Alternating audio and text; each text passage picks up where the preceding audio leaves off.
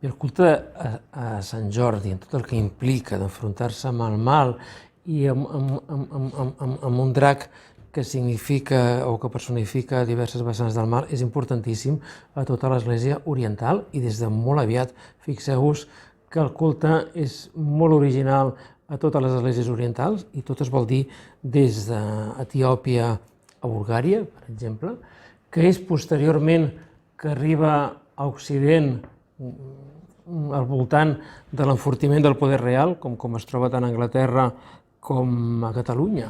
Fixeu-vos que la imatge d'enfrontar-se amb un drac el tenim amb una imatge molt maca, que és la de Pere el Gran, que va pujar al Canigó i es va enfrontar amb un drac, amb una ascensió que només ell va poder fer, que els seus cavallers no el podien seguir, i finalment el drac va sortir volant. És una narració que fa Salimbene de Parma, que precisament a partir de fets com aquest equipara a Pere el Gran amb Alexandre el Magne.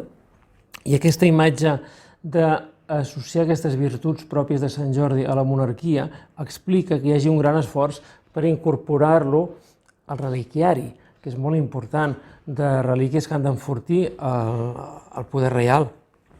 A més, hi ha un fet molt important, que és que dins de la corona d'Aragó es situen els ducats d'Atenes i Neopàtria. El ducat d'Atenes està a Libàdia.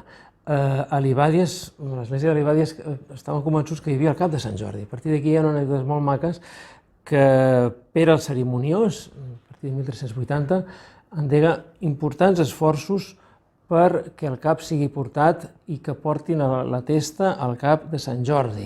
Hi ha un munt d'aquestes actuacions.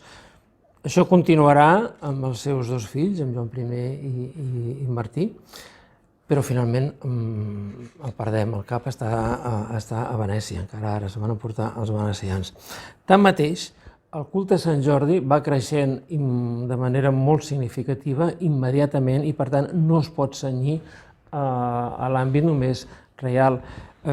Tots podem tenir molt fàcilment al cap la imatge de Mallorca, que en el quadre de Pere Nissart, en què es veu el port de Mallorca al fons, amb Sant Jordi davant, però pensem també que en el segle XV, quan s'enforteix el poder real de manera tan visual que retrata els consellers, a Barcelona hi ha la verge dels consellers, pintat per Lluís Dalmau, però a Lleida, en una cronologia molt semblant, contraten a Jaume Ferrer perquè situar també el que anomenem com a verge dels paers. Amb els paers, bé, doncs la verge està al centre, i a un costat té Sant Miquel, patró de la ciutat, i a l'altre costat a Sant Jordi.